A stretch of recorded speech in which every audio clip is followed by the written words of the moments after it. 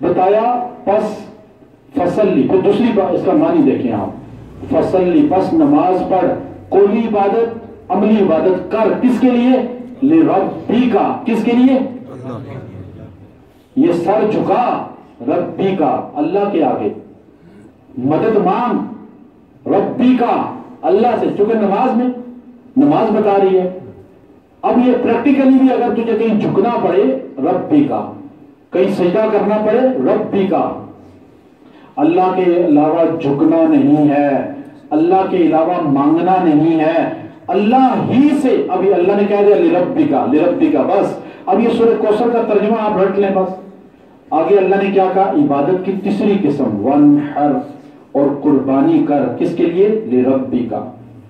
قربانی مال خرچ ہوتا ہے، آپ بکرا ذبح کریں کس کے لیے؟ دیگ پکائیں کس کے لیے؟ صدقہ خیرات کریں کس کے لیے؟ اب یہ سب کچھ اللہ کے لیے کر تو کیا ہوگا پھر؟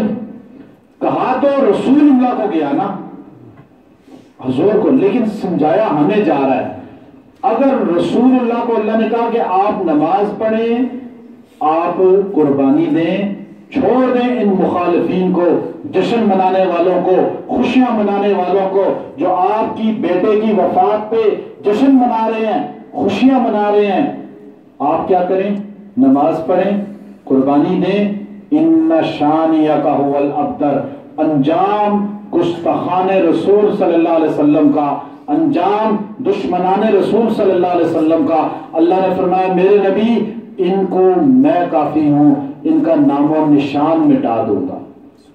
ابو لہب کے ہاتھ شل ہو گئے، اس طرح یہ اس طرح ہو گیا تھا، پوری زندگی اس طرح رہا، اسی طرح مر گیا پھر۔ امیہ بن حلف قسم کھاتا تھا میں اس سے نبی کو نعوذ باللہ شہید کروں گا، اور اللہ نے ایسے ہی اس کو سزا لگوائی کہ ایک نوک خالی رسول اللہ نے اسے نیزے کی چبوئی، اور وہ تڑپتا تھا کہ مجھے مار دیا مار دیا، اور یوں ہی چیختے چیختے مر گیا۔ حضور کا ایک ایک گستاخ، اس کو علامہ ابن جوزی رحمت اللہ علیہ نے پورے واقعات لکھے ہیں کہ جو نبی کا گستاخ تھا، کس طرح ابو لہب کے بیٹوں کو بھی شیر نے مار دیا، کس طرح فلاں کو مارا۔ نبی کا جو گستاخ تھا اللہ نے ان سب کو نیست و نابود کیا، اور جو آج ہوگا اللہ خود کہتا ہے ان شانیک هو الابتر۔ اچھا ہمارے لیے کیا میسج ہے سورہ کوثر میں؟ وہ تو میسج نبی کے لیے ہے نا، نبی کا۔ اب ہم یہی سمجھتے ہیں، اللہ نے فرمایا فصلی، حکم ہمیں دیا نا، نماز تم پڑھو، قولی عبادت عملی عبادت اللہ کے لیے کرو، مالی عبادت اللہ کے لیے کرو۔ ان شانیک هو الابتر، جو تمہارا دشمن ہوگا وہ نام و نشان مٹا دوں گا اس کا۔ آج کا مسلمان اس پہ عمل تو کرے۔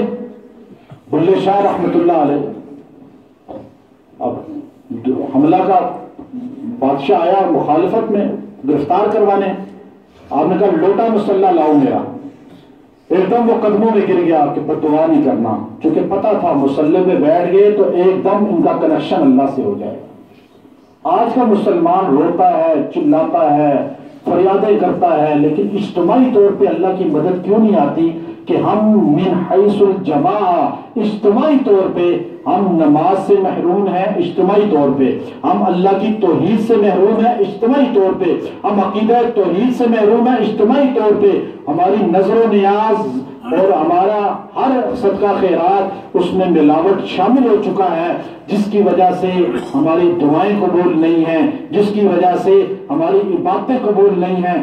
یہ وہ آیت ہے سورہ کوثر، اگر ہماری عورتیں بچے سمجھ جائیں تو ہمارے گھروں میں امن آ جائے گا، امن۔ سمجھ گئے آپ اس پہ؟ اب آپ آخری بات، اس کا آپ کو وظیفہ ایک دیتا ہوں میں۔